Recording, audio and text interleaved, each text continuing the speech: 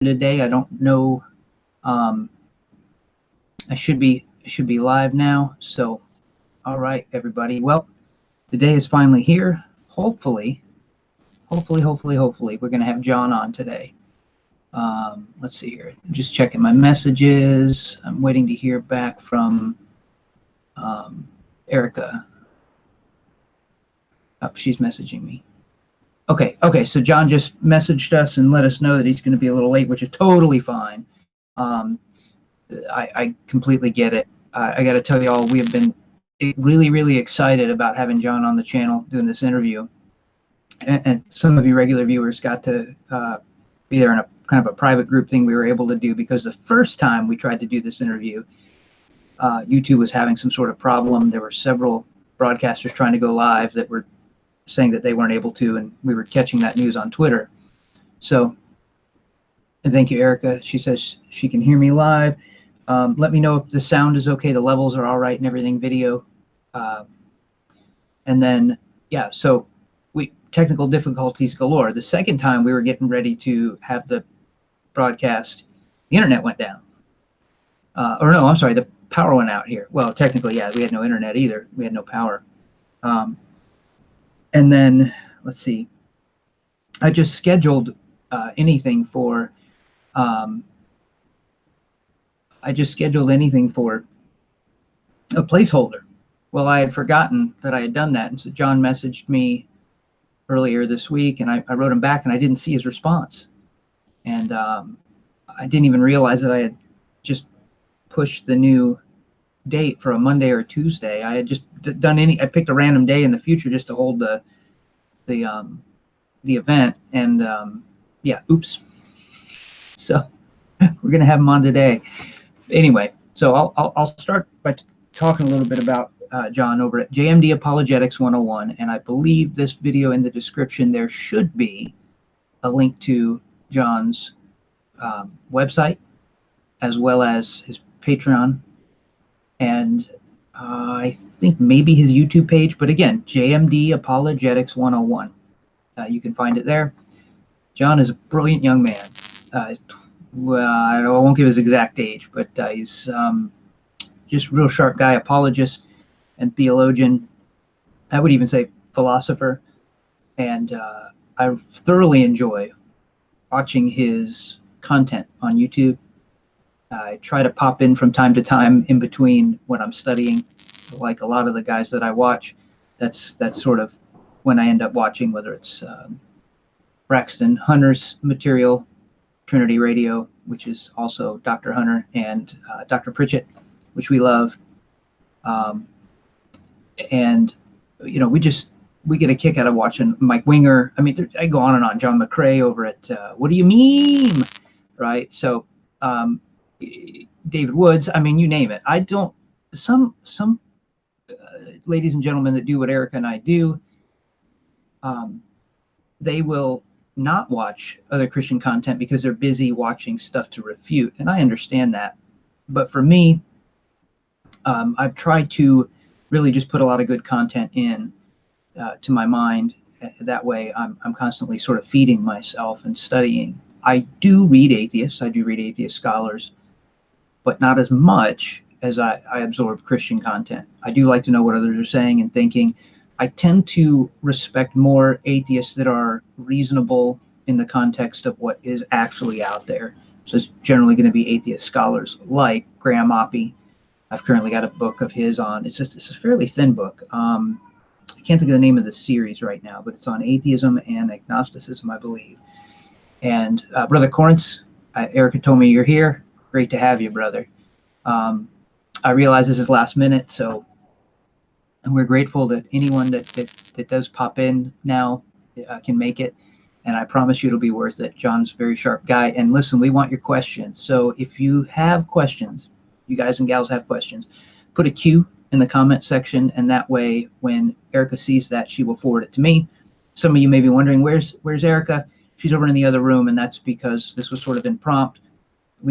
I'm sick today. The kids are sick. And so she's helping out with the sick ones. Let me see here. So Brother Corinth,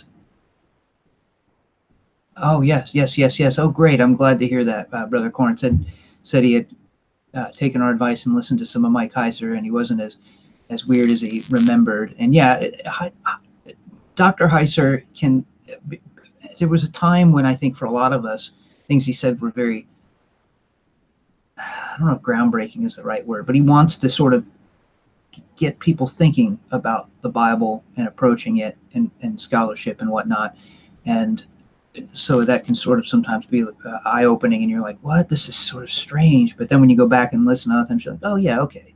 Maybe it's not as strange as I thought. And like any theologian, I don't agree with every point that Dr. Heiser has, but I do agree with a lot of what he has. And again, he's a great, I think, honest scholar, like a lot of the good ones out there, where whether you agree on every point of theirs or not, doesn't matter. I'm sure John's going to be on in just a minute, don't agree on every point. That's okay. It doesn't mean we should break fellowship or not be friends or anything like that. There is no one that I'm aware of that I've been friends with, having started school in theology in the 90s, okay, fellow pastor friends, missionaries, who I think I agree with on 100% on every single doctrinal issue.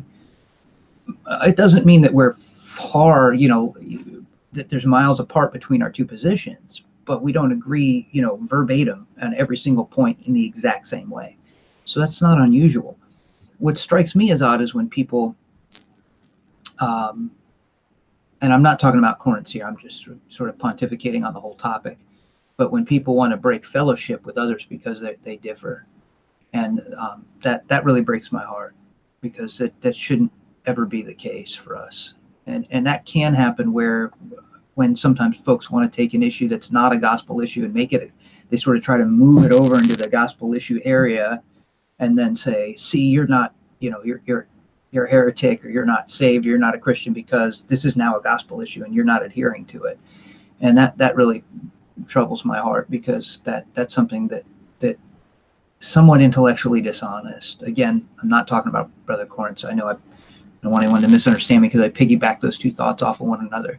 But that is, and I'm bringing that up because Heiser can sometimes be accused of things like that, and it's a shame. Yeah, yep, yeah, and I agree with Brother Corinth, who said that it's been a year since he had listened to him last, and some of the things have gone over his head, and that, I think that's the case for a lot of us, particularly when something's you haven't heard before, or you just haven't entertained it as a thought, and you go, oh, that's so different. Oftentimes what happens too is if we're getting our theology from the pulpit, in other words, the pastor that's preaching, we have to remember that a lot of times as pastors, I didn't have the opportunity to stay current on a lot of the new findings theologically due to evidence coming up, manuscript evidence coming up, or new findings from scholarship, which is not always a bad thing. So a lot of times those new findings are very helpful. But if I've got a 30-year-old commentary set, 40-year-old commentary set that's not based on new evidence that was from the Dead Sea Scrolls, right, and or other things that they've since found manuscripts, I'm going to have outdated information that needs to be brought current. So that sometimes is a detriment, because then me as a pastor, and I'm preaching my theology based on very sort of outdated theology in some areas. Okay, not the foundational stuff, but in some areas. What then happens is everyone in my ministry is hearing that outdated stuff, and that's the mindset they have about theology, if that's the only intake they have. And so that's how it is that your average Christian is not up to date with what's going on in academia. So when you get somebody like a Mike Heiser, or let me think of some other gentlemen. It's so funny, I can picture their faces right now. Their names will come to me in a second. Of course, Dr. William Lane Craig and others. That some people only think of Dr. Craig as an apologist, and he's a wonderful one, but he's also a theologian. And so, when they hear these gentlemen speak, then they go, well, this is sort of radical, and it seems foreign, and that's because these guys are staying current. It's their job to stay current with what's going on in theology. But because it's so new and different, sometimes it feels like it's something we shouldn't trust. And we should be skeptical of everything that we hear reasonably skeptical of everything that we hear, you know, in the sense that we should always evaluate it, right? And that's why we strive so hard with philosophy here on the channel, is that we want to really help everybody use philosophy as a tool to analyze things. That's why we're doing that on our Patreon channel. Is we're starting that. I've got the whiteboards that you guys can see, I think, in the screenshot there. Eric and I have been working on the curriculum for that. We should be shooting this weekend. We're prayerfully hoping for that, and yeah. So we'll see what happens if we can get that up. But the point there is that we're using. I'm not as worried about entertaining philosophical issues and thoughts as I am about studying and understanding the tools of philosophy, so that I can apply those to theology and the Bible. Okay, not to criticize them, to help me understand them better. And to be honest, look, if anyone's ever had, that's watching this, has ever had a hermeneutics or a exegesis or course of that nature of biblical interpretation, you may not realize it, but you're learning philosophical techniques to analyze the Bible. A lot of the philosophical techniques are really just analyzing grammar, just grammatical analysis a lot of times. Because that's what these tools are. They're making distinctions, different categories, and understanding for clarification. And when you think about philosophy that way, all of a sudden you go, oh yeah, that makes sense. I can see how it would be a helpful tool.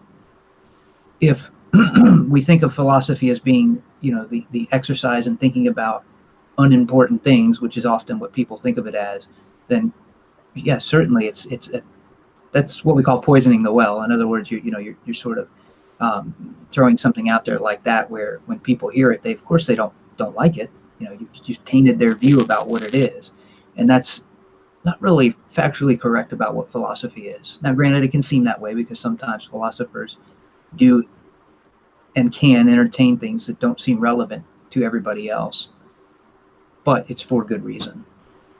Let's see here. So there's some more comments. So Corinth had a comment. His divine counsel had me freaked out, but listening to his explanation of it, I was somewhat pacified. Yes, I agree. The divine counsel thing at first. And I heard Brother David Woods and Sam, the Assyrian assassin, talking about his interpretation of in the divine counsel the other day. David and he were doing a Trinity, something on the Trinity, a broadcast on that. And Sam had mentioned that he didn't agree with Heiser's view in Genesis about the passage. I'm trying to remember the verse reference, which is that let us create man in our image. And Heiser attributes that to God talking to the divine counsel. And Heiser's explanation is that that's not God asking for them to help him create. Now, that seemed to be Sam's interpretation of Mike's interpretation, or his understanding of it. But I'm on the fence about which it is. There are great Trinitarian passages all throughout the Bible. So if we were to give that one and say, well, you know what, the Bible really is, this really is a divine counsel thing, I don't think it would hurt anything. But I see Brother Sam's position, and I think, he's got a good point there. And I need to go back and study Heiser's position on that. Oh, JMD is in the chat.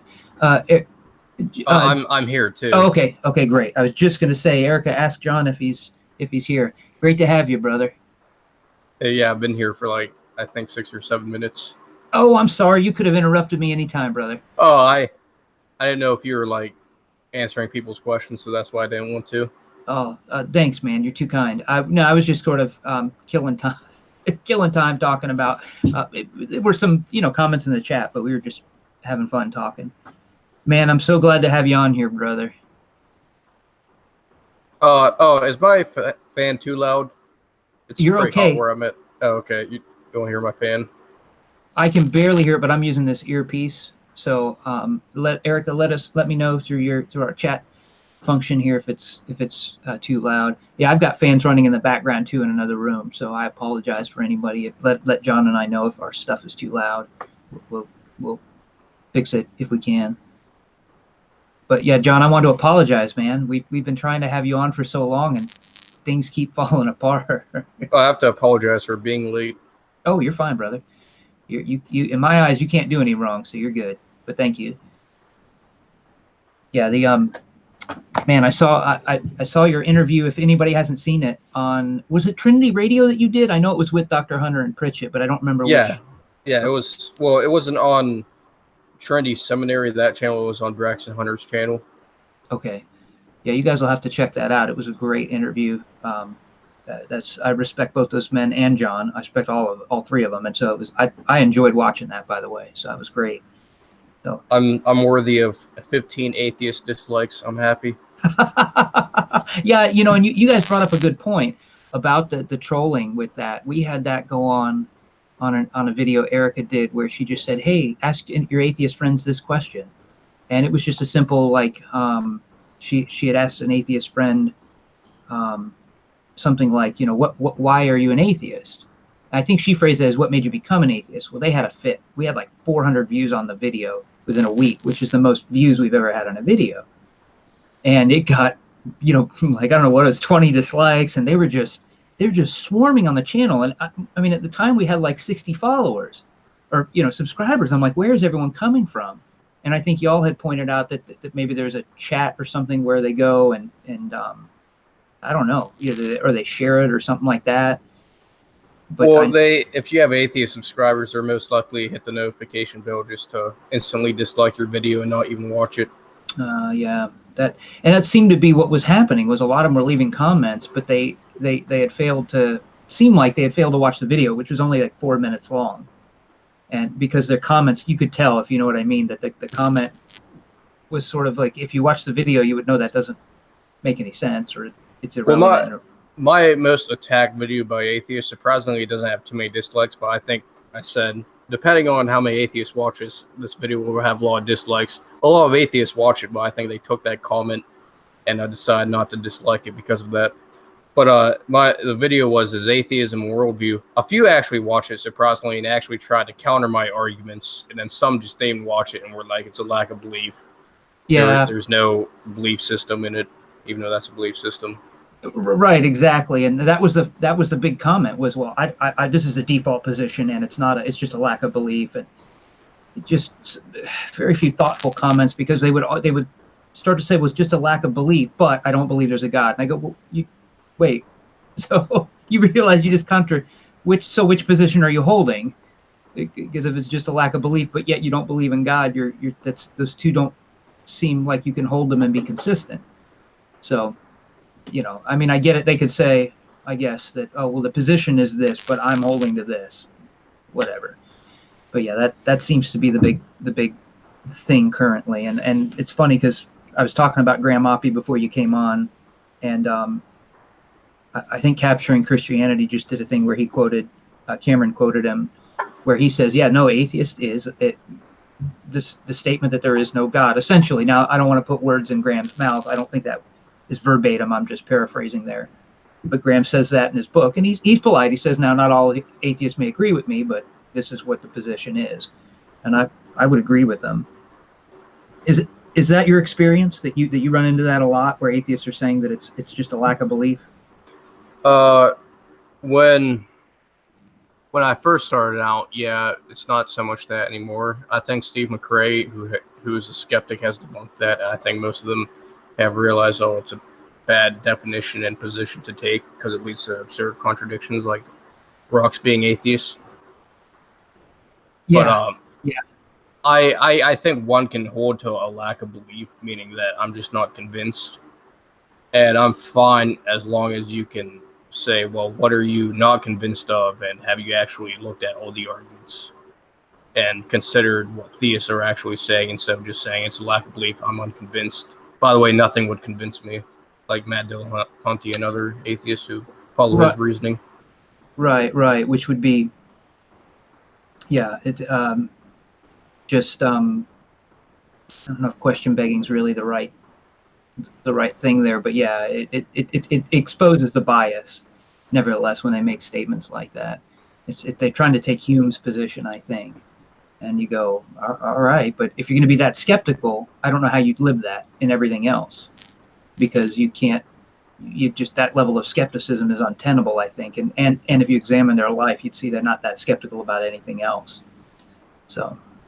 Well, I like my one classification of knowledge, relational knowledge, and it's just like how do you know people? And it's just like you have to sort of like I know my family members, but at the same time I can't put it in a deductive or inductive or any sort of a syllogism to show how I know them. It's just immediate knowledge. You just know them.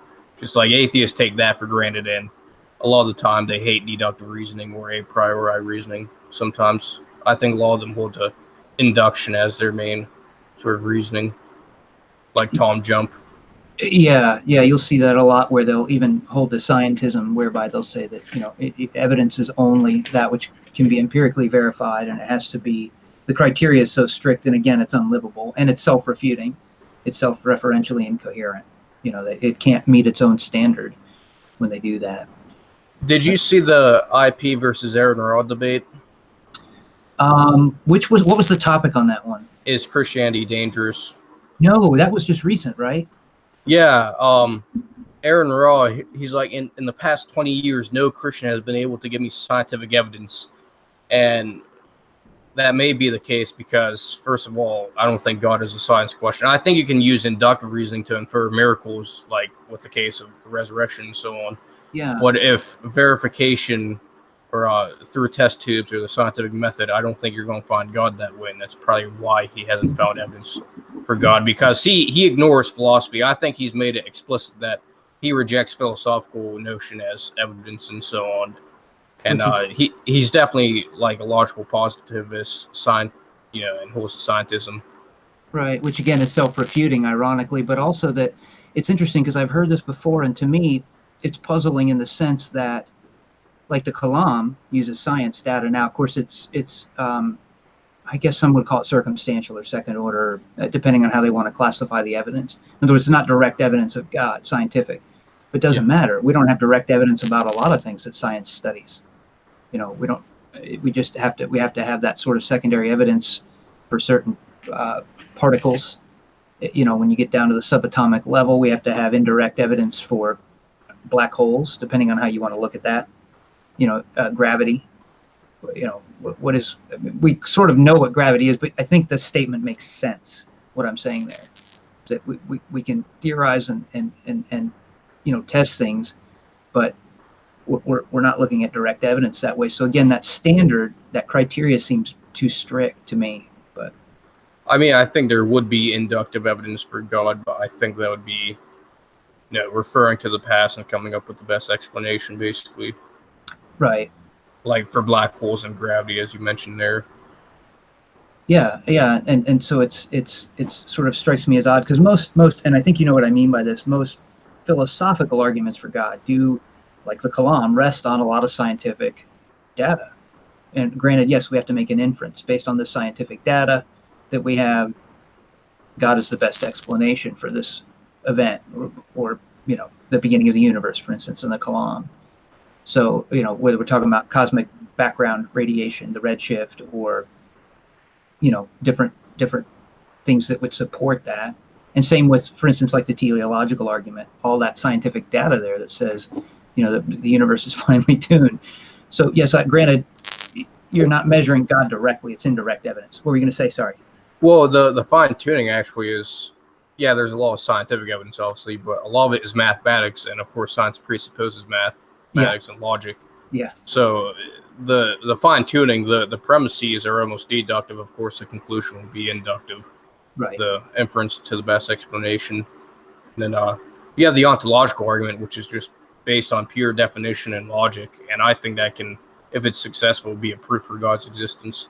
Some people reject my position on that, but I hold that it's a proof for God's existence as a maximally great being, that God would have to be omniscient and morally perfect in every possible world, but also would have to have necessity to have all perfections. That would be Descartes' shortened version of his ontological argument. Yeah. And do you find the main objection to that is the necessary being issue? Is that where they get hung up on? Yeah, I had one question I presented this to one of my philosophy classes, and one person asked, well, why would a maximally great being have to be necessary? And again, I said, well, to be maximally great, you would have to have necessity, it would seem like, as part of your nature or all perfections. But I went with, well, how does the greatest conceivable being sound? And he was like, yeah, I can see that working out better for greatest conceivable being, or that which nothing greater could be conceived, to have necessity as part of its nature, because it's conceivable that a being like that would have to be necessary. And if it is conceivable, then it does follow that it is necessary. Yeah. At least for Anselm's, I think the more modern version is a little bit better to use for the ontological argument. I was just going to mention Anselm for anyone that wanted to look that up and understand it better. Yeah, that's awesome, brother. That is awesome, man. You're killing it out there these days, brother. I got to tell you, man, I'm really impressed. I wish I was where you're at your age. Not that you're a kid or anything like that. I just, you know, you're a little bit younger than I am, and I wish I was there at your age. What is your drive? What really pushes you? You know, I just see young people in the position I was like 4 years ago, or 4 or 5 years ago, so where I was just really doubting, and I didn't have good answers from your average Christian. And, you know, the false dichotomies of science and religion, evolution and Christianity are incompatible. All these false. That's sort of motivation, because there's plenty of teenagers and young people who are struggling with those things like those, and that's sort of the whole point of my channel is that's sort of my crowd.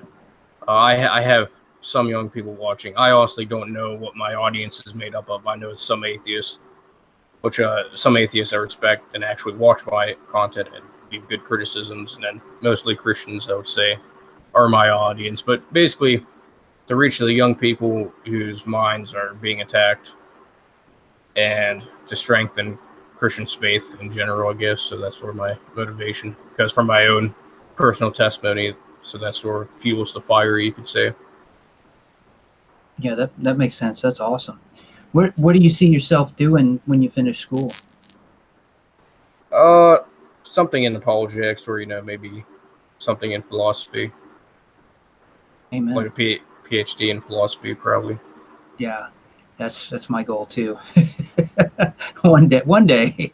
It's slow for me, but that's because, you know, the family commitments now. So, and you don't have to answer any of these questions. So if I ask something that's personal, or there's a good reason why you don't want to answer it, just, you know, you can deflect and say, I'm not going to answer that. And for those of you that are wondering why that would be, because of what John does and what a lot of apologists do online, they may receive threats from time to time, so they don't want to give out personal information. So just so you guys understand why. What degree are you working on right now? Biblical studies, philosophy, and student ministry. Nice. Almost a triple major, but there's a minor in student min. The other two are double majors. Awesome. Is that a master's, bachelor's? Bachelor's right now. That's awesome. That is awesome. Yeah, that's man, that's a lot of work. That is awesome though that you're doing that. I wish they had philosophy as a course when I was going initially for my undergrad. They do now at Trinity, where Dr. Hunter and Dr. Pritchett are. I've had Dr. Pritchett's couple of his classes; those are incredible. And Pritchett Prime, and they're awesome. I will have some with Dr. Hunter, but those are coming up in the future. But anyway, yeah. Now, what's your favorite discipline right now in school? You know, is it the theology side? Is it more the philosophy? I'd say it's even for me. I like it all the same, probably. There are some classes, like core classes, I do not like, because just like it's so unrelevant, and I'm basically because my school is a liberal arts school and they require core classes, and it's just like, so basically I'm required to pay for classes I would never use again. Yeah, that was my frustration. That's actually why I went to Trinity. I wanted to avoid that from my. Now, granted, grad studies are more focused anyway, but I still wanted to avoid that because I had to do that. Did an accredited undergrad and a non-accredited undergrad, and I love the non-accredited one much better because I'm thinking, look, this is ridiculous. Exactly what you said. You know, I'm doing stuff that is completely, utterly, and absolutely irrelevant. And back then, they wouldn't let you use any sort of word processing software. So if you used a computer, you had to shut off the autocorrect in Word or whatever. You couldn't do that. And it's just so funny how things have changed my one professor was talking about how he used to really stay up late or would procrastinate on papers, and he would end up doing them the night before. When I first started, I would do that. I don't do that anymore because it hurts my brain. But he would have to use a typewriter. I'm thinking, man, how am I going to finish this 10-page double-spaced paper tonight before class in the morning? And he's doing this with a typewriter. I was like, I'm impressed. Yeah, because you got to get all that spacing right. I don't think back when we had to do that, we did have certain requirements, but they were. Well, if you make a mistake, you have to go all the way back. It's not like you can just move your cursor and then fix the mistake there on a typewriter. You have to I think just delete it all the way back. Yep. Yeah, it's a slow process. I had to use them a little bit, but not too much by the time I was in the 90s. I mean, we had computers, but they just weren't as prevalent because they weren't as functional as they are now. But that must have been a nightmare. It's funny now too, because I go into Word and I just pick APA or MLA style paper, and it auto formats everything like you were saying. I just got to check my footnotes to make sure, or my references to make sure they're formatted correctly. But even there, Logos, when I try to grab every reference I can out of that because it auto formats the reference for me. It's just, what do you use? Do you use a software for your references at all? I just use Word, and then I just put them in footnotes. Trying to think. I use SBL style, and that's more relevant to biblical studies. Like my martyrdom ebook has 50 footnotes, and it's only 19 pages. Yeah, I've got a paper right now I'm working on for Dr. Pritchett I keep having to extend it because it's too long. It's 6,000 words. It's only supposed to be 3, but I push most of that into the footnotes where it's just parenthetical comments and whatnot, so that he's only got to look at the content. The body is 3,000 words, so I'm almost done with it finally. But yeah, I know how that is. So anyway, I'll quit talking about school stuff. I mean, there may be some people that are like, oh yeah, I want to know what you guys do with that, but probably most are like, shut up, Sean, we don't care. So who is your what are you currently, anything in particular you're currently, I know you're off right now, reading or studying that you're enjoying? I'm going through Reasonable Faith. That's sort of like an up version of On Guard. So I'm going through that. Hopefully by the end of the summer I may have a Reasonable Faith chapter start at my college. Oh, that's awesome. That is awesome. And then your favorite philosopher, theologians, who would that be right now? It depends on the subject. Yeah. So something like Molinism, William Lane Craig, obviously. Mm-hmm. Trinitarian theology, I think James White actually I prefer over William Lane Craig because I'm not a big fan of William Lane Craig's analogy. Basically the King Ghidorah analogy or Cerberus analogy, where I get the point of it and I think it works, but I think it needs to be phrased a little bit different. Yeah. Now, are you referring to the one he's used in that Defenders class? I don't know if it was the Defenders class. I did listen to that series, so it may have been. I'm referring to the one where someone asks him about the Trinity, and it's like a 3 or 4 minute clip, I think. He gives that analogy. Yeah. I think he ultimately says there is no good analogy, which I think there's good analogies to get the point of 3 persons in one being across, but nothing to perfectly explain it. I think most apologists would agree with that probably. But again, it just depends on the subject for me. Yeah. So you're holding to more of a Latin Trinity then, if you're following Dr. White's Trinity, versus a social Trinity, which is sort of Dr. Craig's position. What do you mean by Latin Trinity? So there's at least two different camps of Trinitarianism. Now, I want to be clear. I haven't. It's been a while since I've studied deeply in because it's more for personal pleasure. So if I mess this up for anyone watching, go check it out. There's a good book on it, and I'll put the reference link down below. But essentially, within Trinitarian thought, there are two camps: Latin Trinity camp and a social Trinity camp. Now, as far as orthodoxy, they're both orthodox. So essentially, okay, and I may mess this up. So again, anyone watching that's familiar, please forgive me. That's my warning ahead of time. Is that the Latin Trinity borders on, if you pushed it too far one way. Of course, it's not there, but if you just nudged it. Can I ask a question real quick? Yeah. So would the Latin Trinity be more of Thomism, and Dr. Craig's version of it be more with the what is it? Personal theism is what's called, that Alvin Plantinga and him hold to, those two camps. Because I could see where divine simplicity comes into this, because James White would view something like absolute simplicity while Craig would not. I could see that's why he would use his analogy as he does. Right. So that's very perceptive, yeah, or intuitive. The first part of the question, I don't remember what it was. Forgive me, but I'm not sure. But the second part, yes, you could fit it there. I don't remember if Craig totally. I don't know if Plantinga would hold to the social Trinity position. I would certainly assume so. And like we had talked about this before in the private group about, forgive me, was it Thomism, or was it and the view of God and divine simplicity? And it was at any rate. There's a question that came in. I'll answer that in a second, Erica. I'll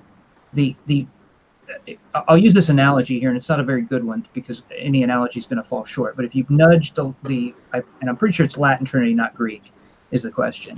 I think I have the phrasing right, but I'd have to grab the book.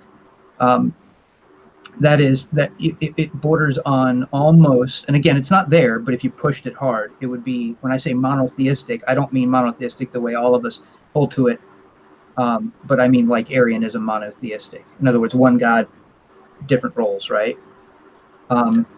Versus the Latin Trinity, versus the social Trinity would border, if you nudged it too hard, in its direction, it would all of a sudden fall into tritheism.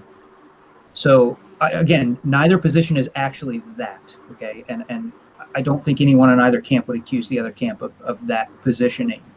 It's just that it sort of kind of gives you a better understanding of, because they're so nuanced, they're a bit hard to describe right now. I'd have to grab the book and read a little bit and go, oh yeah, that's right, to jog my memory. So for those that are asking about it, maybe I'll do a video on it sometime. But there are different, a lot of folks don't realize it, there are different sort of points of view on Trinitarian theology. For instance, there are different, you're probably aware of this, John, but on different views about divine subordinationism in the Trinity and whatnot, and eternal generation, and most of that's Christological, but so there's a lot of different perspectives right now that are kind of coming up to the surface, and so they're interesting and fun to kind of think about. So did that answer your question though, John? Did you explain what Latin Trinitarian was? Yeah. So again, Latin, if you nudged it too far to the left, it would border on like the idea that God is one person playing three different roles. Now that is not. I want to be clear. That is not the position. What I'm saying is, if you took it to the extreme, it currently that is not the position. Though I want to be real careful there. That no one thinks that's what I'm accusing, like somebody like Dr. White of holding to. That is not it at all. He does not believe that. That is not what he holds to. Because that would be modalism if you take it. Right. I think because the son's role would be to sort of bring the gospel and fulfill the will of the Father, and Father would decree it, and then the Holy Spirit would be obviously the role in the church afterwards. I think would be. So I would probably hold to something like that. And that's where subordinationism comes in. Are we talking about eternal subordination prior to the incarnation? Are we talking about this after the incarnation? There's all these sort of, again, between guys like you and I, we sit around and a lot of our viewers, I'm sure, we love this stuff. For most Christians, they're going, stop it. Yeah, I don't even care. You guys are hurting my head, but yeah, I love this kind of stuff. I do too.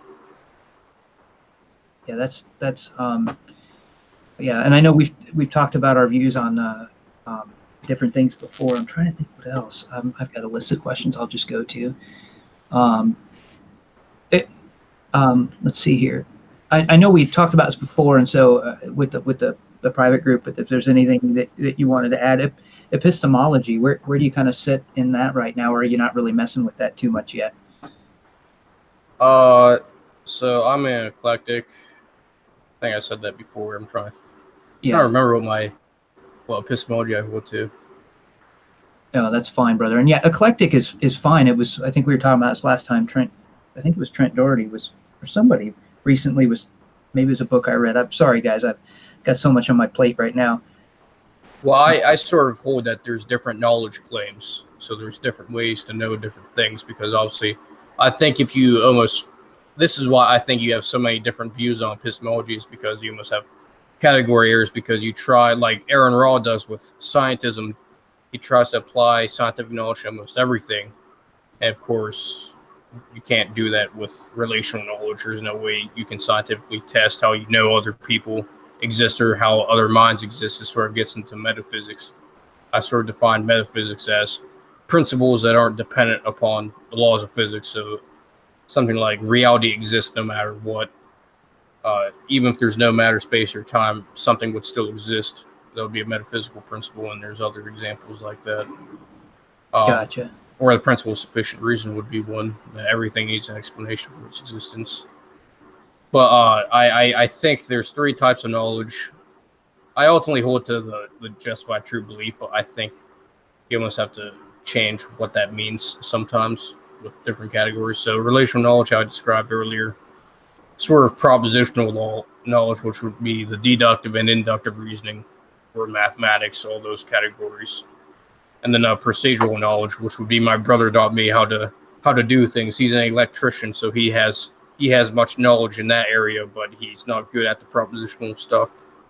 And that's honestly one of the reasons why I just thought to make a video on what is knowledge and split it up in those three categories.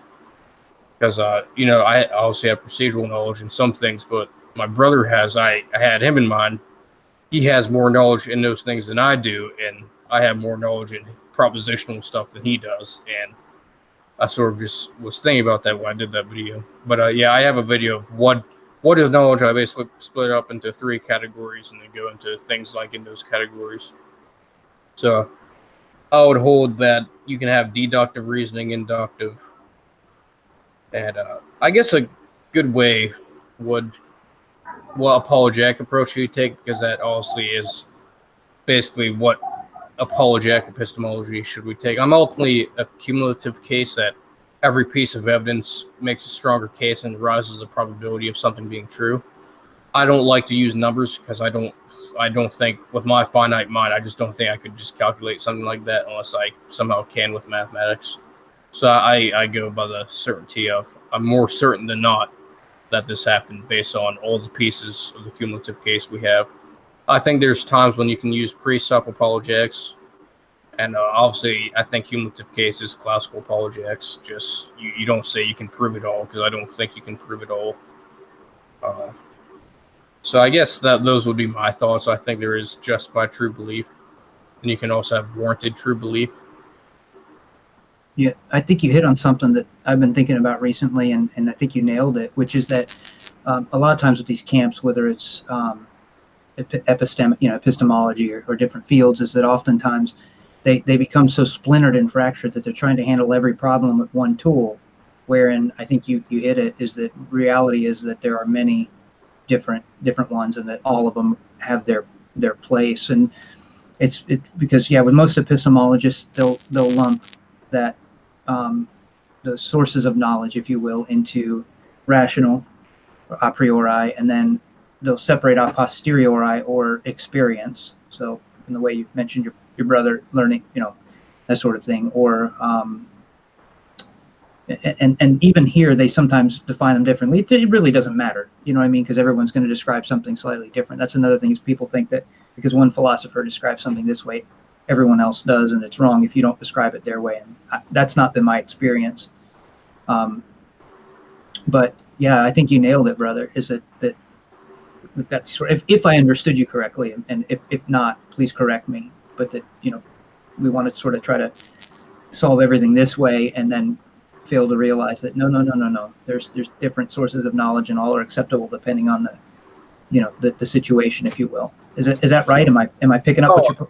Yeah, no, I think you are right. I think you sort of put it in a better way than I did, because that's easier to understand than the way I said it, I think. But yeah, so everyone tries to apply one epistemology to other categories of knowledge, which, again, I think there's different categories of knowledge. I think there's three main categories that I would argue, at least.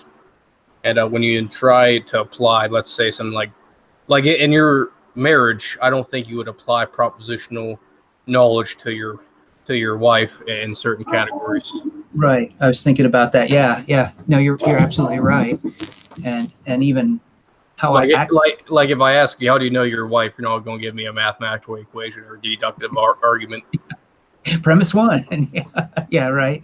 Yeah, it's like when John Lennox asked Richard Dawkins, "Do you have faith in your wife?" and he said yes, and he saw his error of his definition of faith and so on. Yeah, that's good, man. Yeah, that's good. Yeah, I think you're on it. And for those of you that don't know, this is why I'm saying John's very, very intelligent guy, very on it.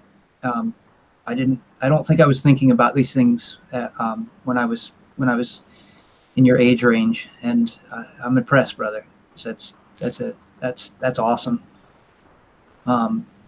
Somebody had asked about the Trinity, but I don't know. The problem is that there's a delay, so we may have already discussed it. And yes, I think economic or social, I'm saying Latin versus economic, and I'm equating those as being the same to answer the question. Somebody said Greek. I thought it was Latin Trinity, but hey, I could have it wrong, and somebody could say it's Greek. Again, keeping in mind, folks, that these terms are not, they're not, what do I want to say, universal, and they don't need to be. We'd like them to be, but not every theologian is going to use the exact same terminology to describe their position on something, and that's okay. And of course, if they're talking about the Trinity, we're not going to rename it something else. I don't know what it would be. Bob's your uncle. We're not going to start calling it that. That guy would be sort of looked at as strange. But if it's something where somebody's trying to describe their position, it's okay for them to have their own terminology for that. So hopefully I didn't confuse anybody in that. There was a question about it. John, I think you answered this, but if you want to elaborate any more, feel free, brother. And they're just asking for your view on the Trinity. And that's why I think that the question came through after you'd already discussed it. But is there anything else you want to talk about in that field?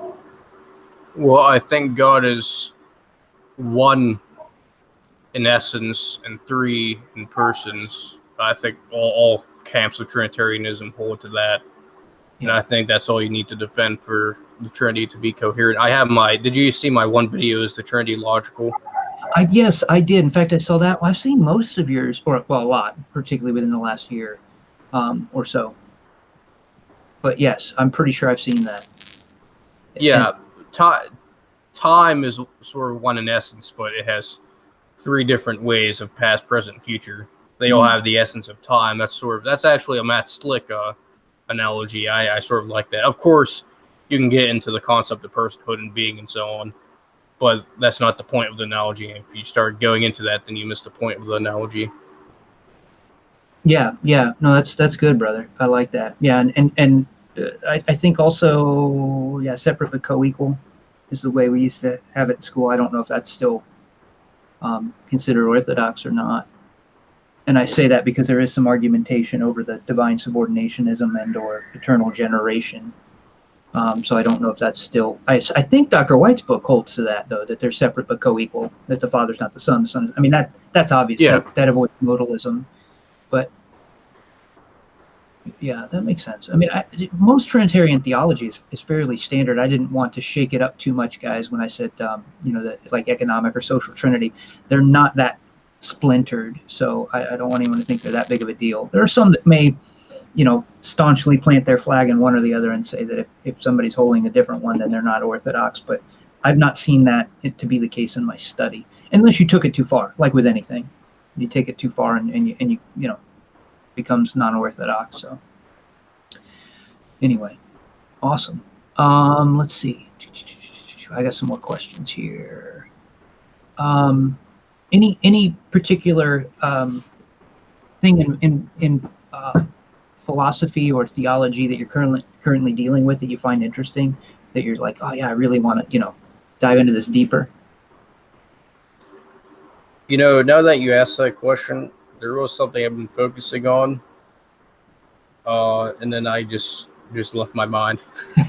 That's how it happens. I did put out an article yesterday on the authorship of First and Second Peter, and how they argue with the Greek and stuff. So that's out there. That was sort of something I've been focusing on. That was another project I did for my Catholic epistles class. Honestly, on top of my head, there's so many things I've been thinking about recently on this stuff. Like the Trinity, I'm always thinking about. It will just always pop up. Like, new objection. How do I deal with that? Yeah, you're like me. I'll be in the shower or brushing my teeth, or just doing some random thing, and something like that will pop up, and I'm like, oh yeah. I need to think about that. How would I answer that? Or I come across something I see, it's a comment or whatever. Do you find yourself watching a lot of Christian related stuff or more atheist related stuff or maybe watching isn't the right phrase, but you're studying, accessing? Well, to learn about an apologetics topic, I'll definitely go to Christian apologetics sources other than atheist sources that critique them, because most of the time they're straw mans. Yeah. But if I want to learn something about an atheist position, I will go to an atheist channel and see what they have to say. I think they end up being a little bit inconsistent when you watch several different videos, like the definition of atheism, or just different ideas of things in the first place, because you have camps of Jesus mythicism, and then you have camps of atheists that do not like Jesus mythicism. It's just like, oh, you have all these areas which are disagreeing, but yet when Christians have disagreements among, theology that aren't big, that aren't salvational issues or even orthodoxy, then apparently it's incoherent and inconsistent. There's 35,000 different denominations or different versions of Christianity, but when atheists disagree on all these other topics, there's not one consistent thread of arguments against Christianity. But it just depends on the topic, I guess. Yeah, I'm the same way, brother. I'm the same way. I try not to, because I know some apologists will spend a lot of time focusing on the atheist material, and that's fine. I mean, I'm not criticizing that at all. Just for me, I tend to, we had this, I think this has been used as an analogy for Christianity as well, but I actually worked loss prevention when I was in junior college back in the 90s, and we would study, one of the ways, I dealt a lot with the financial stuff. I'm smaller in height, so I'm only 5'9". A lot of the guys in the office were huge. So when we do stops, I'd be the last guy everyone would call. And I was good at it. It's just, that was sort of the joke. So I would always get the financial stuff and dealing with paperwork, finding internal theft that way. I was good at it. But so one way to find a counterfeit money was just to study, instead of studying counterfeit bills, I would study the current, and former money, and the way that the methods of preventing counterfeiting in those. And if you're really good at being able to identify the original, then the fakes are just going to stand out. So hopefully that analogy makes sense in that way.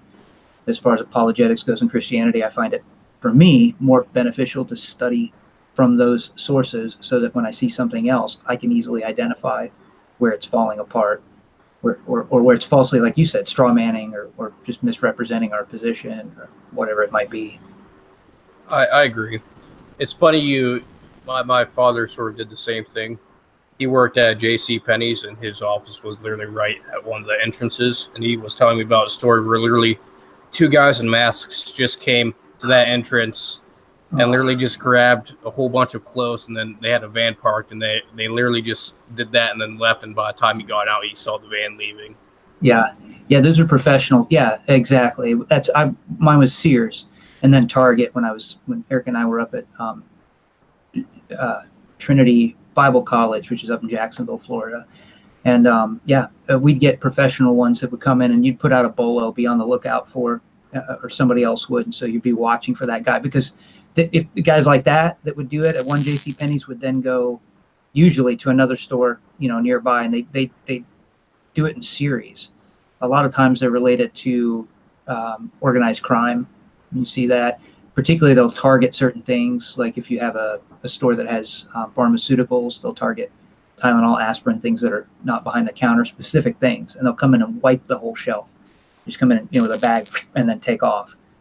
And there are different levels, tiers of loss prevention to go recover that stuff. Sometimes there's levels of theft like that people don't realize this, where they'll steal whole trailers of goods.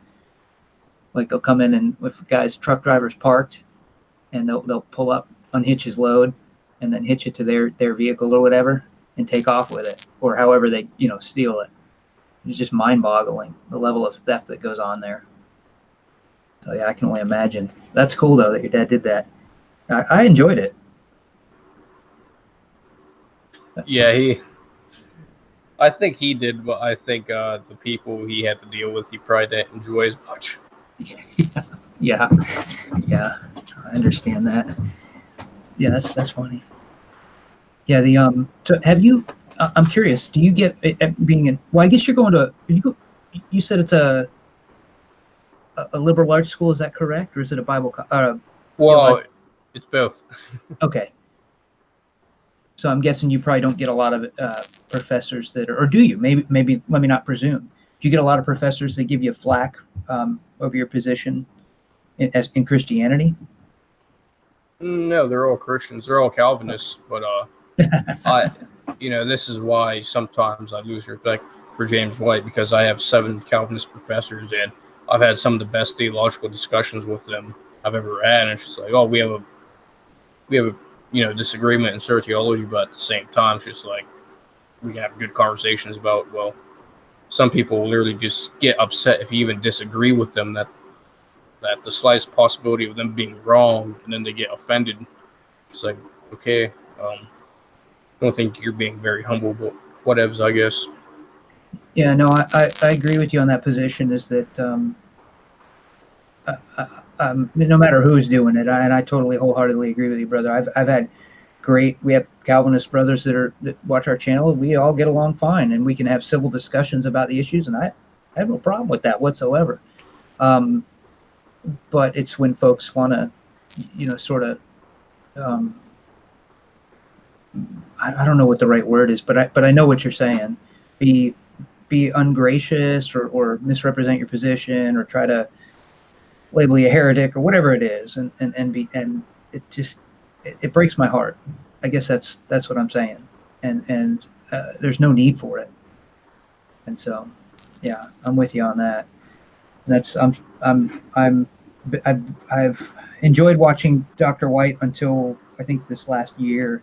I've slowly stopped watching him, which is unfortunate.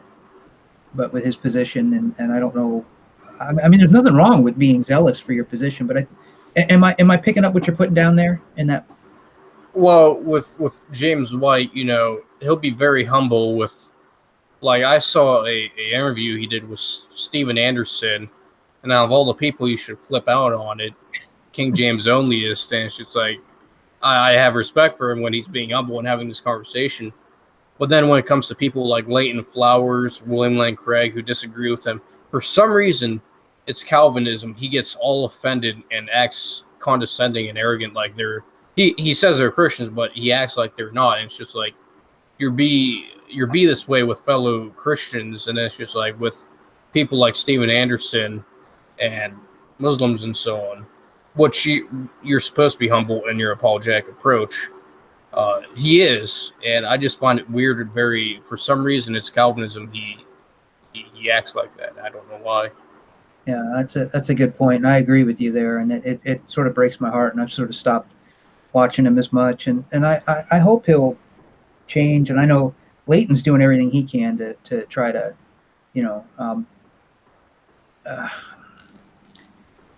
mend the fence. I don't know if that's really the right expression, but I know he put out a video saying he loved Dr. White, and I appreciate that about Leighton, the way he handles the whole situation. He's full disclosure, he's one of the professors at Trinity where I attend, and I will have a class. Supposed to have a class with him this month coming up, but I have to take a break. I think I need a break from school. I'm so far behind, so I'll have classes with him coming up after that. But yeah, I agree with you, brother. That just doesn't make sense to me. Why you'd be humble to one group, and I agree with you that we should be humble to those groups, but then not be gracious to Christians. And for me, a lot of those discussions are really in-house. So, like for instance, if there's somebody who's a precept, and I don't agree with them on philosophy, and the use of it in the Bible, and particularly like let's take Colossians chapter 2. I'm not going to go online and create a YouTube video and criticize them. That's something that I think should be dealt with in-house. So if I do create a video, I'd send it to them privately. I would only put it up on the Patreon page where, there's other Christians. The person I disagree with is welcome to see it. But I don't want to put fodder out there for their opponents if they're dealing with apologetics to then attack them with that position. And I think those things should be dealt with internally. What do you think of that? Am I off base, or you think that's too far? I think it's okay to make a video on your criticism of precept apologetics and why it's not as good as the cumulative case or classical apologetics or even evidentialism.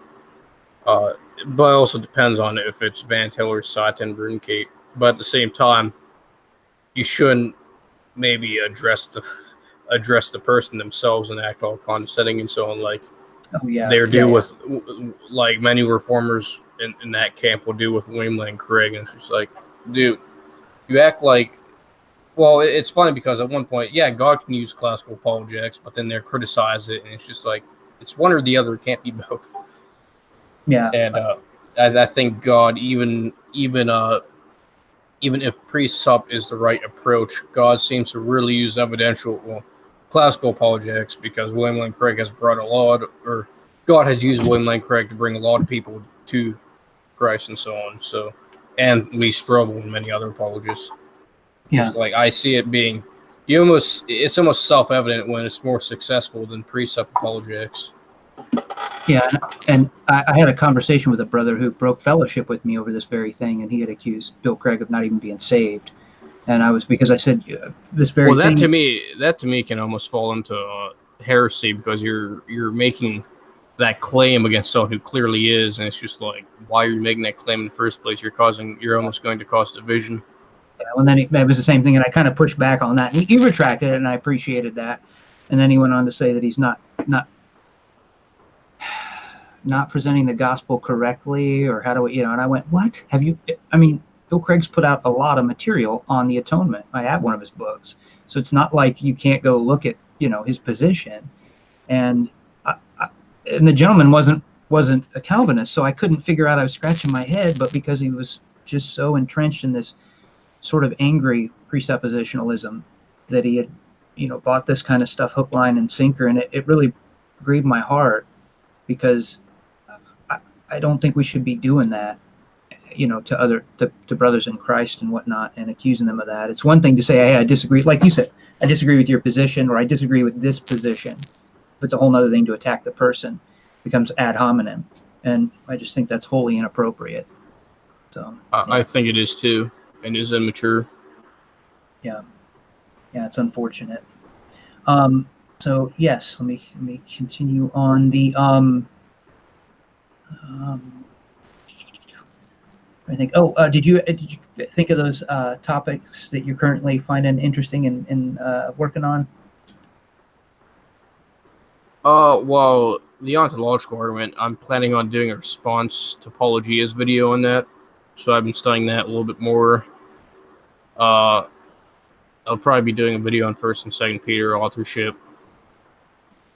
I may do a live stream on the divinity of Christ in the Gospel of Mark to sort of refute legend theory, where all these beliefs develop from Mark all the way to John and the church and so on. But when you look at Paul's letters is clearly refuted.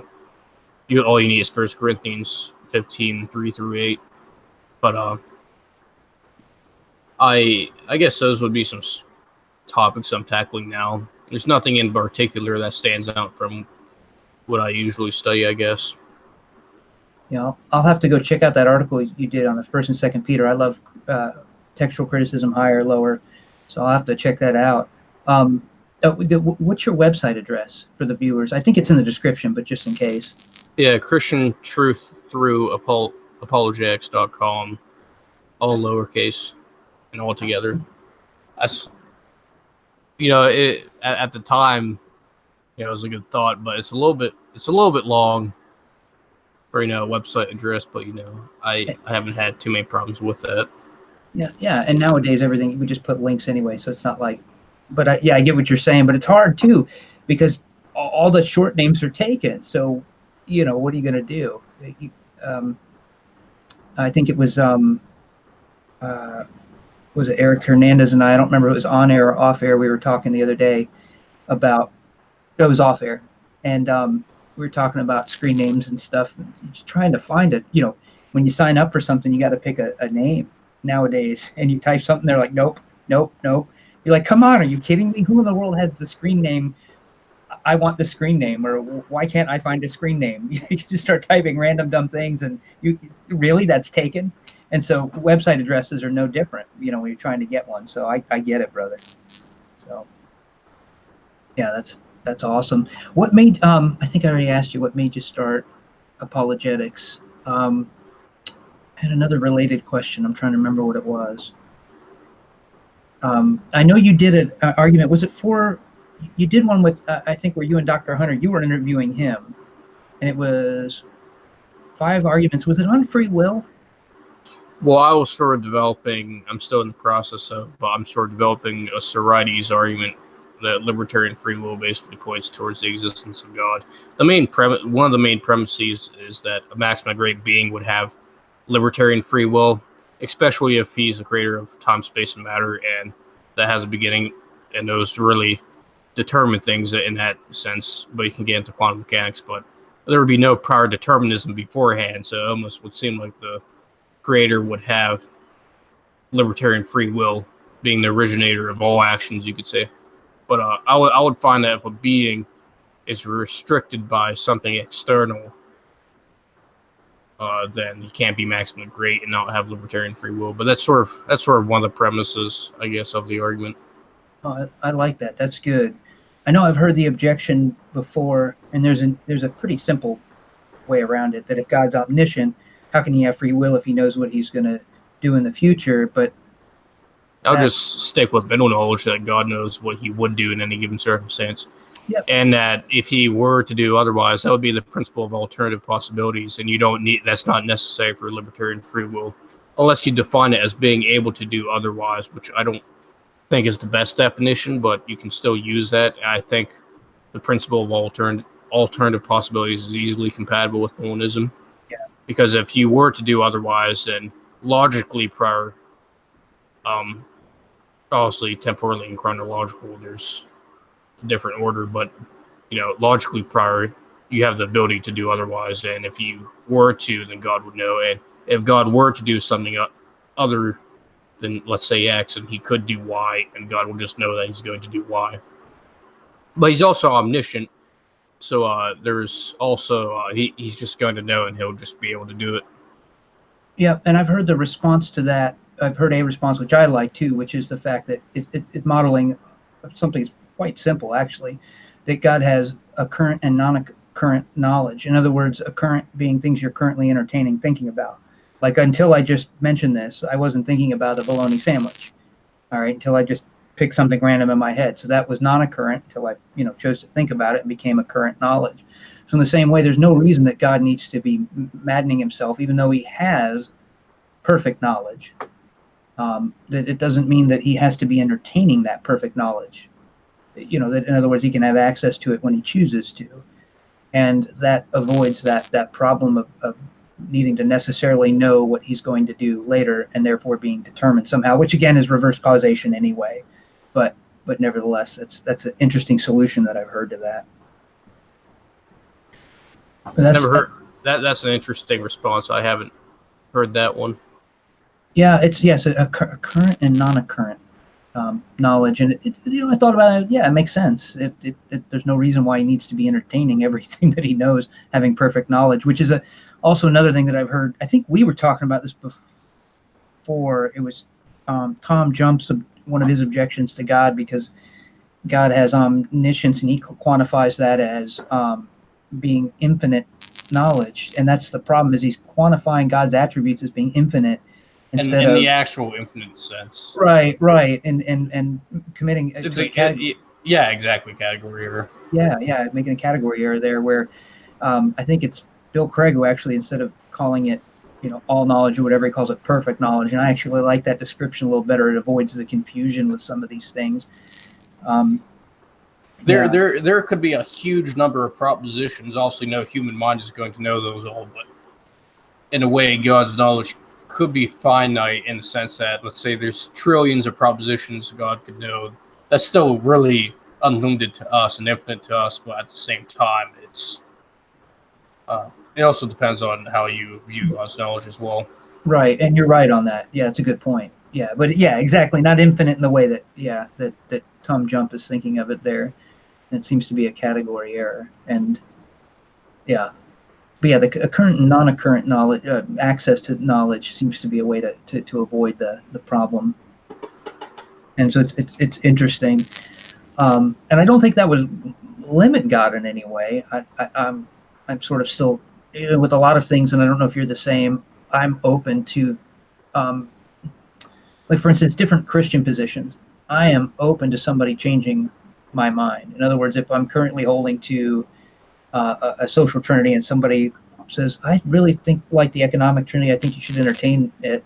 If they can present a case for me whereby, it makes more sense to hold to that, I'm fine with that. I'm not nailed to a lot of these things. I hope that makes sense. So, but anyway. Yeah, I think it does. Yeah, it's just one thing I've learned in my youth is not to, be careful about staking my flag down on certain topics where they don't matter. You know what I mean? Where they're not, they're not key for salvation or whatever, or orthodox, because some information may come up later on in the future whereby I go, oh yeah, I'm wrong, and here's why, and I see this, and it's a good reason now to change my position. And so I try to be careful with that nowadays. Somebody once said, make your words sweet, because one day you might have to eat them. And so I sort of do the same thing with my positions. Is I'm very careful to as to how I hold the things now, and accuse others too. It's in the same way, sort of ties in with things we've been talking about. I'm careful not to accuse somebody of being heretical or wrong, because I entertain the fact that there's a potential, no matter how great or small, that I could be wrong. And so I try to be real careful with that. But anyway. So any plans in the future for JMD Apologetics, near and far, as far as what projects you're going to be working on? Well, I'm doing an after show with Inspiring Philosophy eventually. I don't have a specific date and time yet on his debate with Aaron Raw. I may do a few satirical videos on things he says in there, and Eric Hernandez asked him a question about his researching skills, and Aaron Raw just went on a funny response, and it made me think of have you seen the movie Billy Madison? Yes, it's been a while, but yes. Well, the scene where he answers this, I don't know, math question over with a stupid dog analogy, and the guy's like, what you have said is not even coherent or rational thought. Everyone in this room is now dumber. And he goes, a simple wrong would have been fine. And that's what this question Eric asked him, his response reminded me of, and I was just laughing when I had that thought. I may do a funny video on that, sort of like I did with the Braxton Hunter, where Matt Dillahunty was saying that the column was specifically designed to avoid who created God, or everything needs a cause. If you saw that video, yes, yes, that's one of my personal favorites, I guess, of mine. That's awesome. Yeah, I like that one too. I find those satirical ones to be fun. And it's funny how sometimes they make a bigger impact on people than you realize. We tend to think it's the highly intellectual things, and oftentimes Yeah, it's really not. If there are any questions you guys have that are watching for John, just go ahead and send them over to Erica if you haven't been already, or Erica, send them over to me. And let me just check to make sure. Yep, okay, that I got the chat there in the right spot. And we will ask John. And in the meantime, he and I will chit chat about different things. Yeah, I really enjoyed that. Oh, I need to get back on. You still doing stuff on Discord? Yeah. I need to get back on there. I installed it on the computer, went in there a few times, and I wasn't quite sure how to. When I say how to use it, that's not really the right expression, but how. I mean, obviously I can see the buttons and the functions, but just how it works. Is that something that you do actively? Oh yeah, I'm on there once in a while during the day. And is that something you use like for apologetic discussions, or is it more just a hangout? Yeah. There's voice channels on there, and then there's just general hangouts and stuff. I sometimes record podcasts from there. So actually, if you do get on, and I think you're on there already, but sometimes I do the Christian Truth through Apologetic podcast, not the interviews. I record through Discord, through OBS, and some people can join those podcasts, and if you're not busy, you can join those. I think the next one, actually, I may do it tonight, maybe, is on meaning, purpose, truth, and all that stuff. Oh, cool. I'll have to see if I have time. I'll try to get on there. I'm an old goofball, so sometimes it's hard for me to to figure those things out right away. But I fumble through it and I'll get it. But yeah, I'm not a Luddite, so I mean, but technology changes so fast; it's hard to keep up with. Like I tried to get there was an app I was trying to use with OBS. It's one of these for gaming and whatnot, and I can't think of the name of it right now. But they don't have an OBS resource for it on. It's one of these like game capture things. They don't have a resource for it for Mac. I'm like, you got to be kidding me. So I got to get a PC to do all this fancy stuff. It's a pain. But yeah, that's the way it goes. Yeah, I got you. Let me see here. Let me pull up. Wait for questions to come in. I had a couple more. So it was the upcoming projects. We talked about that. Anything you wanted to discuss? Final thoughts on anything? Yeah. What are your future plans? Oh, wow, that's a good question, isn't it? I think for me, and Erica and I finishing our degrees. I want to get a PhD, and particularly in either. I'd like to do philosophy, but I want to stay at Trinity, and I think right now it's philosophy of religion, which is fine with me. I tend to want to do philosophical theology, and the difference for anyone watching who's unsure, if I remember correctly, and John can correct me if he knows, is that philosophy of religion is more broad, where philosophical theology is generally dealing with a field using philosophy and applying it, and so it'd be like Christianity, whereas philosophy of religion is going to deal with Buddhism, Hinduism, and whatnot. Now, most in philosophy of religion fields are still dealing with Christianity, so they're very similar. But do that, get that done, and then I think teach, John. I mean, I like doing apologetics, but only with people who have some sort of intellectual background. Like I was watching Josh Rasmussen and Cameron Bertuzzi. Yeah, or this is an older one, Graham Oppie and Josh Rasmussen. Oh, okay. I was saying with their podcasts. Yeah, and that was a great debate. But it was on Cameron's channel, and that was back in 2018. And I was showing Eric. I said, "This is how, when you're dealing with intellectuals, most of the time, this is how things go. This is what I enjoy. More of a discussion, and you're not afraid to concede to certain points where they're irrelevant. Whereas you deal with people who aren't trained, and you know what I mean. You get the internet skeptic, and they get on and they just object to the most ridiculous things, and you're going, yeah, man, that's why does that even matter? Why are we arguing about this? Like, this isn't even a thing, they're holding these bizarre positions where they cut and paste different philosophies together, and then they don't really have a good philosophical education. They've just sort of watched YouTube videos, which you can learn a lot from, but you really need to be guided by somebody on some level. And so they've got this bizarre philosophical outlook on things, and I just I don't enjoy discussing things with folks like that because you don't get anywhere.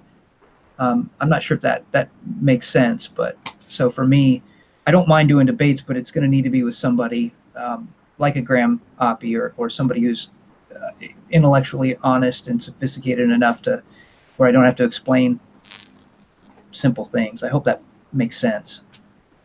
Yeah, no, it does. I agree.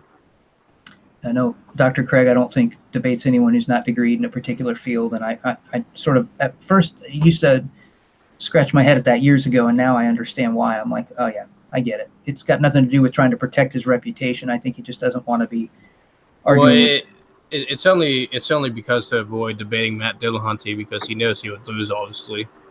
Yeah, whatever. Is Dillahunty said that? Yeah.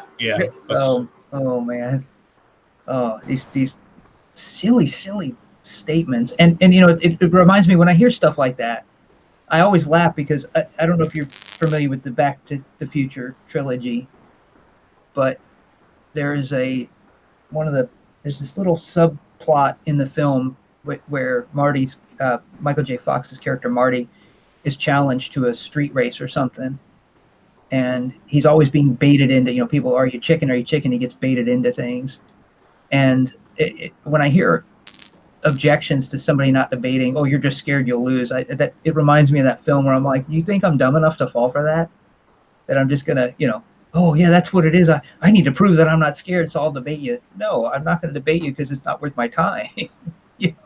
It just, that's hilarious. Those that are Back to the Future fans will be familiar with that. All right, anyway.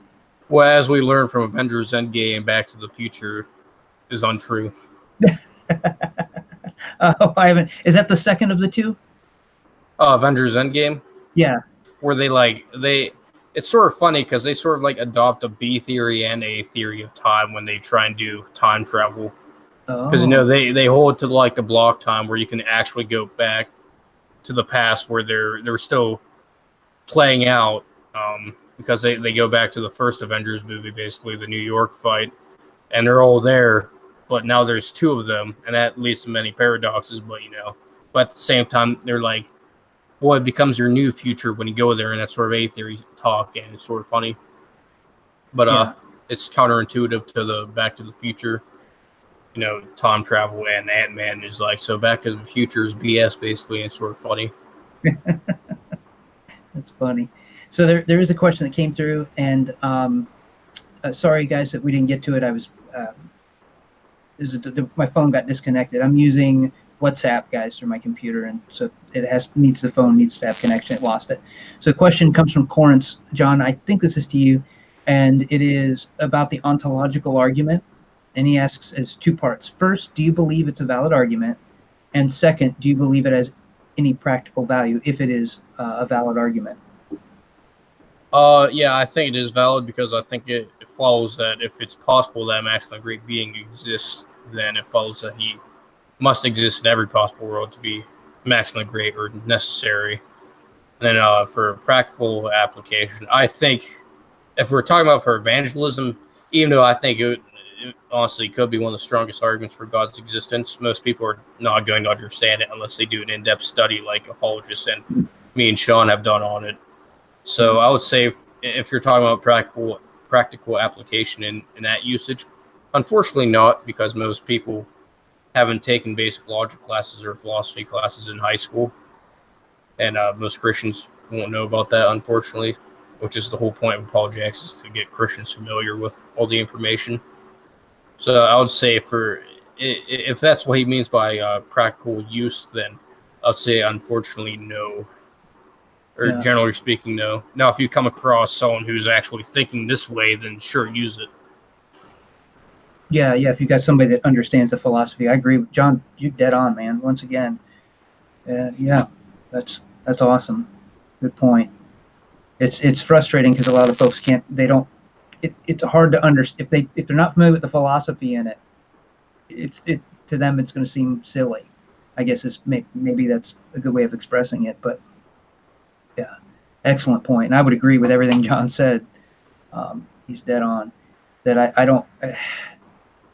Yeah, there's nothing to add to it. Perfect. Any other questions? Let us know, guys. And if that didn't answer the question, let us know also. I know John's probably got stuff to do, so I won't keep him too long. I would love to have you on again, John, if you're interested. We could talk about pick a topic and just discuss it. Oh, Radical Love. What is up, Radical Love? Radical Love, if you have any questions, now's the time to ask. Do you still have a little bit of time, John? Yeah. Okay, good. I don't want to keep you if you don't. We should be okay for now. It's funny how this all worked out. I was supposed to be out teaching today, and I'm sick. I had to cancel. And our youngest, the baby's sick, and I didn't want to be, it's an hour and a half drive for me, so I didn't want to be gone away from the house and have something happen, because we've got one car. So I stayed home, and then when I saw your message come through, I was like, oh, sweet. So that worked out perfectly. And the reason I say all that is we have some storms blowing in about 4 p.m. my time, which is in about an hour, and that sometimes knocks out the power and or the internet. So Corrence asks, oh, that was a perfect answer. He says, that's perfect, brother. Basically, it's pretty good for the intellectual arena. And I think John would say, yeah, and I certainly would agree with that. Dealing with somebody's, intellectual understands philosophy, that it's and I also what John said about the strength of it is that the conclusion necessarily follows. So it's a strong argument. The problem is getting somebody to understand that understands deductive reasoning, that understands the philosophical points and all of that. So that is awesome. Any for the future, any topics you'd like to discuss, John? I don't have anything on top of my head, but I'll definitely let you know. Yeah, cool. That way I can prepare. I'm getting old. Things don't stick in my head too much anymore, as you guys can see from the Trinity issues with the social and economic Trinity. Is I'll read up, study up on a topic, and understand it. But of course, then as I move on, it doesn't always stay. I don't know if you have that problem, John, but for me, it's just so much to study. Well, I did videos like a year ago where the information is so well in my head, and then I'll reflect on them. Like I'll do these Q&As, live Q&As sometimes, and some people would ask me a question that the video really well addresses, and I suggest them to the video because I don't have the best answer on the top of my head. Now, yeah. I'm like you. I have to prepare for things before I go into a conversation. Like, let's say I'm going to go into a conversation with an atheist. There has to be a picked topic and specifics about that, because if there's a question that I can't answer, and it's because it's on the top of my head, they claim victory, most of them. I'm not saying the atheist channel I would go on, but the atheist audience would claim victory, and then dismiss everything else, I would say. Yeah, which is unfortunate, but I know exactly what you mean. They don't realize that in this instant society, just because you can use your phone to Google something right away, A, doesn't mean that the information you're getting is right, depending on the source. But B, the human mind can only contain so much. Now, you're a very smart guy, brother, and you're very well read already in your field. And but even there's only so much that we can retain and have access to. And so I'm glad I'm not the only. I've been starting to use sticky notes. Those are helpful when reading. Yeah, I did. It's funny. I think I've showed you all the method that I do. I have these little stickies, and I'll mark like little things so I can find them again. I'll color code them so I know what it is that I'm looking for. So I can easily find it. Like definitions are one color, and like a quote is another color, and something I disagree with or agree with, different colors. So there is another question that's come in. The question is, do you have any experience with Jewish apologetics? And if so, could you help me out on the, I think, two thrones theology, which I'm assuming is two powers in heaven, but maybe I'm wrong. Do you know what that is, John? I do not. I would instantly suggest someone over me. I would definitely go to Dr. Michael Brown, who was a Jew and then became a Christian from looking at the Messianic evidence. Yeah, that's a good point. Yeah, and that brings me up on another topic. As you're studying, is there anything you want to specialize in? you know, in your field? I know apologetics, but anything in particular, like look at somebody like if you mean for like a PhD, I have no clue yet. Like any sort of PhD, doctorate thesis or whatnot, I have no clue yet. But if I'm interested in a specific topic, I'll do a video on it. Yeah, that's good. No, that's in school, I get it. I don't know, and I'm a year away from starting to need to know about the PhD stuff. But it's like I'll get, you know, I kind of have an idea, like you said, well, maybe philosophy, and you know, here or there.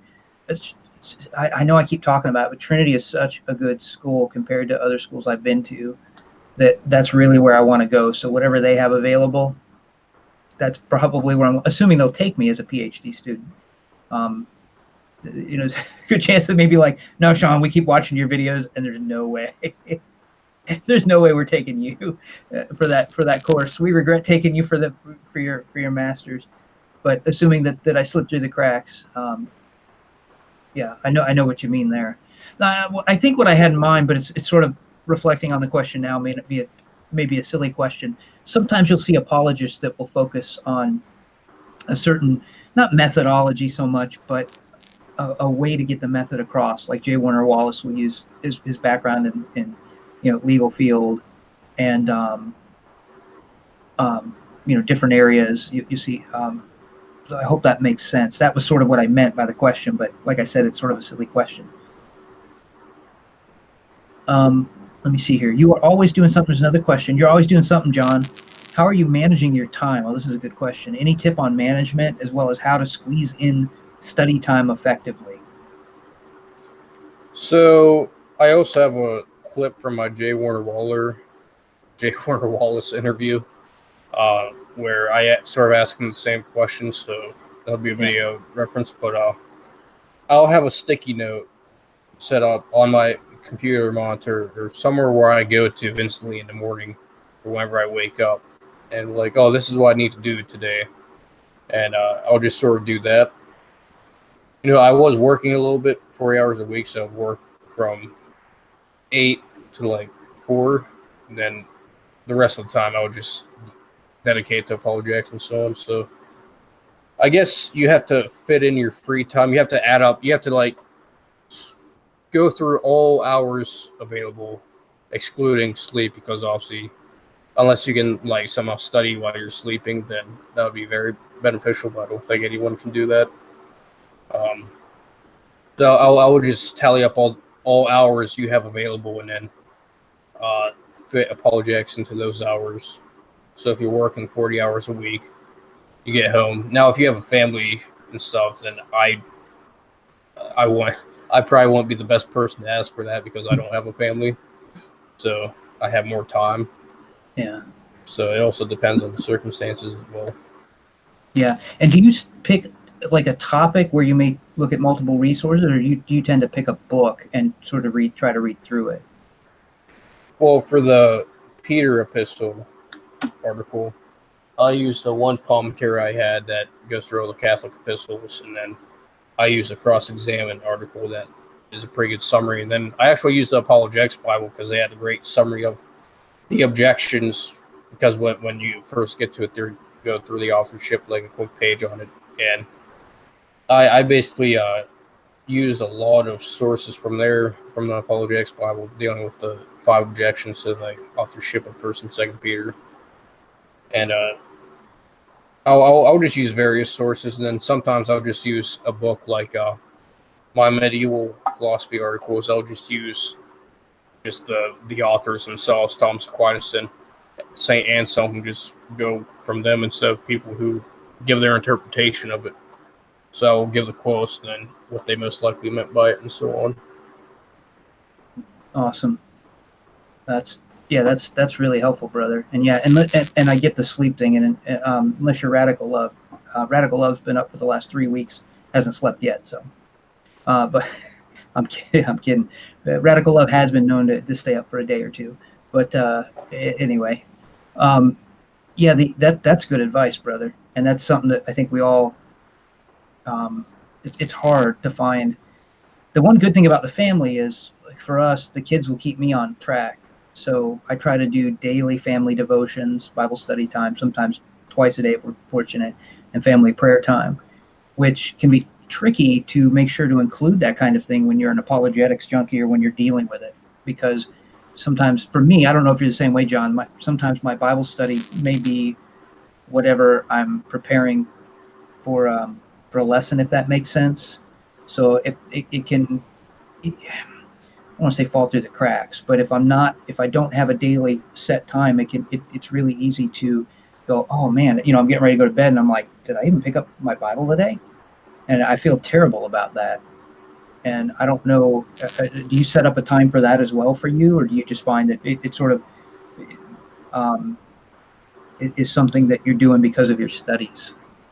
It's sort of easier because I'll just read through what I have to for my classes. And during the summer, I've been sort of bad when it comes to fitting in Bible reading and so on. Like there'll be days where I just completely forget about it. Yeah, that just makes you human. I get it. Yeah, it's the same. I think we all get busy, and that's the trick. And particularly for us apologetics junkies, it's easy to forget. We're so focused on answering people's questions and objections. And again, in that you're going to have some. There's obviously some Bible study, but I get it. And thank you for your honesty, brother, because I think it's good for people to see that you're human. Radical Love says, I was looking forward to seeing this video with JMD Apologetics. Yeah, John is awesome. And if y'all that are watching either now or are watching this in the future, our time, which will be present for you when you're watching it,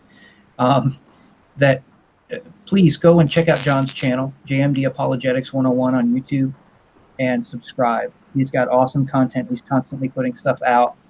He's going to be a guy to watch in the future. We love him over here on our channel. I try to watch him when I'm studying. A lot of times he'll be playing in the background because he's up doing broadcasts when I'm up late at night. So either him or vocab, and I put him right up on par with all these other guys that are out there putting out content. So make sure you check out his stuff, his website. If you can, support him on Patreon. I know he'd appreciate it. Any final thoughts, John? Anything you wanted to add, throw out there? Yeah, Christian truth needs spread through apologetics. That's the whole point of my website, which is called ChristianTruthThroughApologetics.com. Yeah, amen. And I know you see. I saw this in your interview with Dr. Hunter. Apologetics is evangelism. Do I have that? Is a form of evangelism because I did my one. It's some sort of controversial. My slight disagreement with Dr. William Lane Craig on you shouldn't conflate apologetics with evangelism. I think the general idea of evangelism, obviously you're not going to conflate apologetics with that because, they are two separate things. But I think apologetics, when applied, is evangelism, and when practiced is evangelism. Now, when you're just doing studies of it, you're not really doing apologetics. You're just studying apologetics. So whenever it's applied and you're spreading the gospel, giving a defense to anyone who asks you for the hope that's within you, the gospel. Apologetics is a form of evangelism. That's a great point, brother. And it's people often don't realize it, and some pastors or churches can be resistant to it because they see it as something other than evangelism, and it's not. So I hope folks will remember that. Awesome, brother. Thank you so much for coming on, doing this today, and I can't wait I'm already excited about having you on again. And so we'll communicate and we'll figure out a topic that we'd like to talk about. And for me, I don't ever like to debate things. I love to talk about stuff. I mean, I don't mind debating, but you know what I mean. I just love talking about things in general. So it doesn't matter. It can be something that we have contrasting views on or whatever. But I'm looking forward to it. I appreciate you, brother, what you're doing. We love you. Is there anything we can pray for you? I guess just for the website and channel to grow. Will do. We will definitely do that, brother, and we'll look forward to it. God bless. Thank you all so much for watching. We appreciate it. If you're not already subscribed, please do. If you enjoy what you're seeing. If you don't enjoy what you're seeing, subscribe anyway. Hit that like button. We appreciate it, and we look forward to talking and doing fellowship with and worshiping and studying with you guys soon. All right. Take care and God bless.